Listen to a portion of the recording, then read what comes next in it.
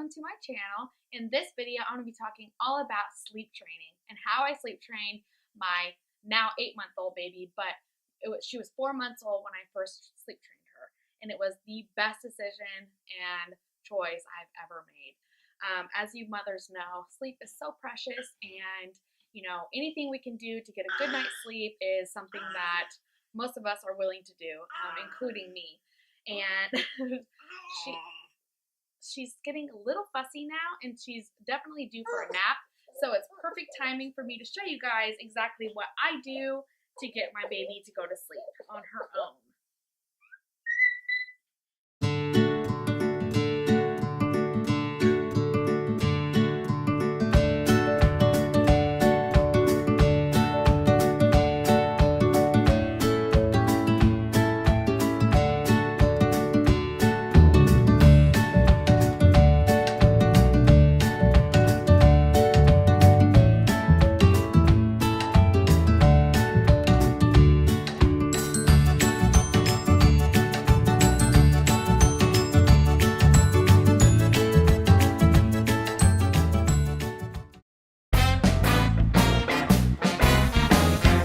Okay, so as you guys can hear, little Adriana is crying right now, but that's okay. That's part of the cried out method. She's going to cry herself to sleep, and the next thing you know, she's going to be out, which I don't even hear her anymore, so I think she's already out.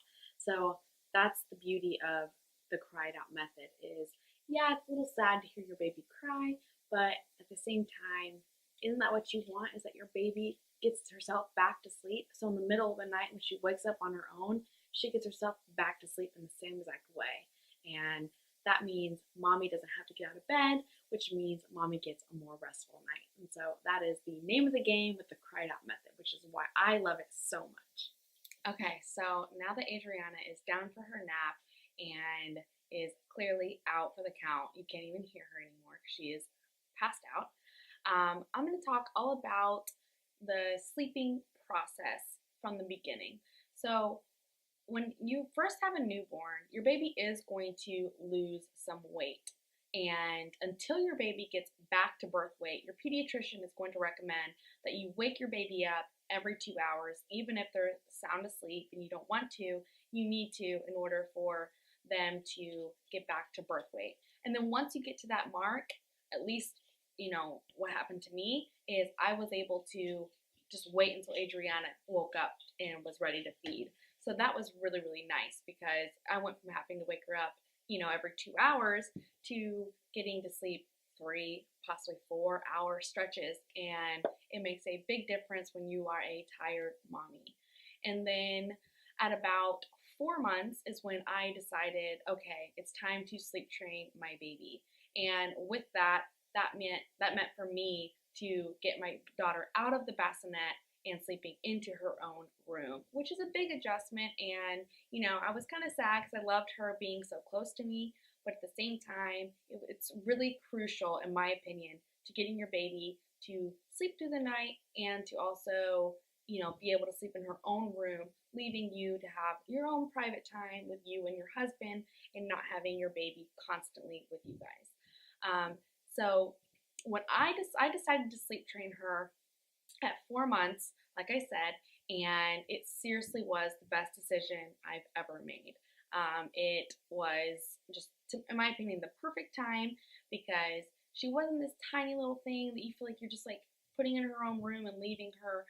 She was old enough at that point that, she was rolling around and, she kind of was growing out of her bassinet anyway. So, it was just, to me, the right time. So babies thrive on routine.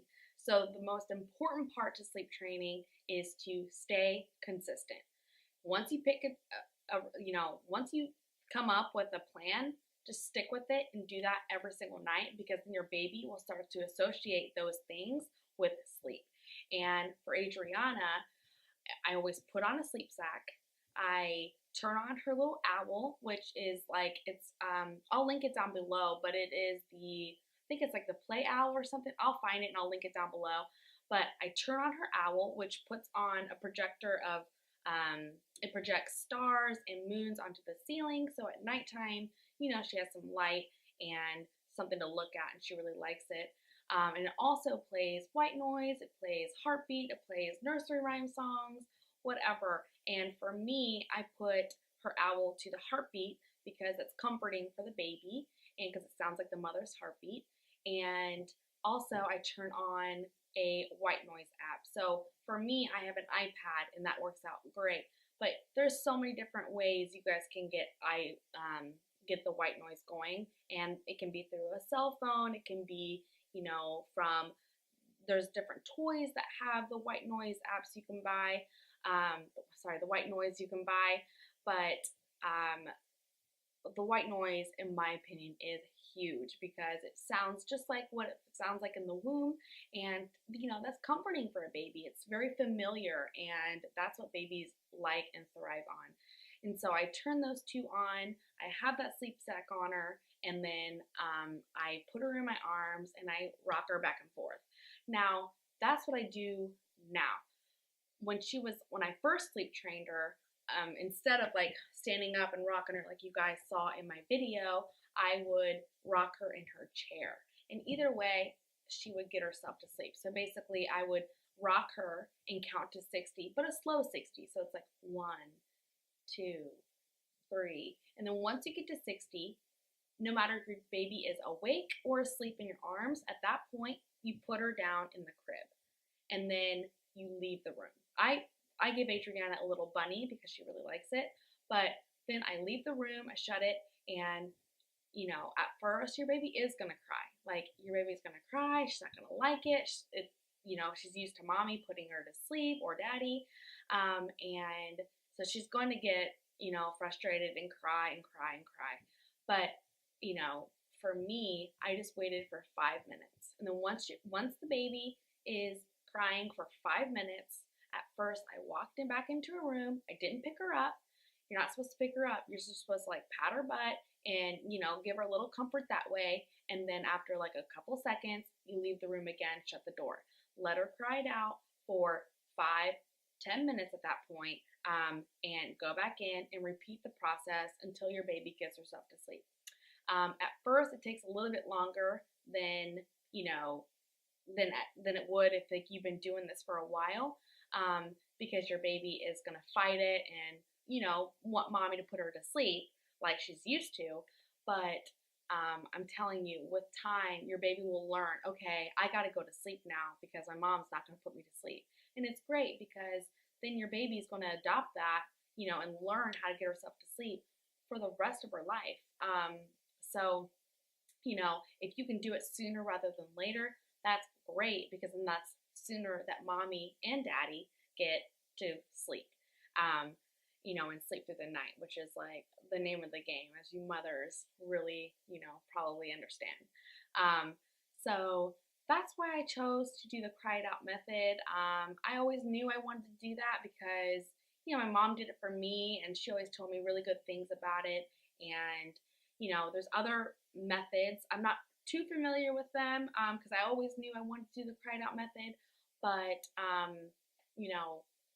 just however you can get your baby to sleep and sleep on their own is like the best, in my opinion. But I hope you mamas and daddies are getting, plenty of sleep through the night. And if you aren't, then maybe you guys can try some of the tips that I told you, like the white noise and the heartbeat sound and the sleep sack, or just keeping your nighttime routine consistent and nap routine consistent, because then, like I said, they'll start associating, okay, I'm about to go to sleep now because, she's putting on the sleep sack, she's turning on the owl, she's turning on the white noise, like all things that mom does when I go to sleep.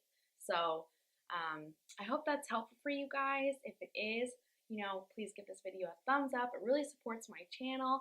And subscribe if you guys want to see more videos like this and other videos that I'm going to be posting. It just alerts you that I'm going to be posting a video, and I really appreciate it. So, again, thank you so much for watching, and I hope you guys, find success in your sleep training journey. And as always, please leave any questions or comments you have below, and I'll make sure and try my best to get back to you guys.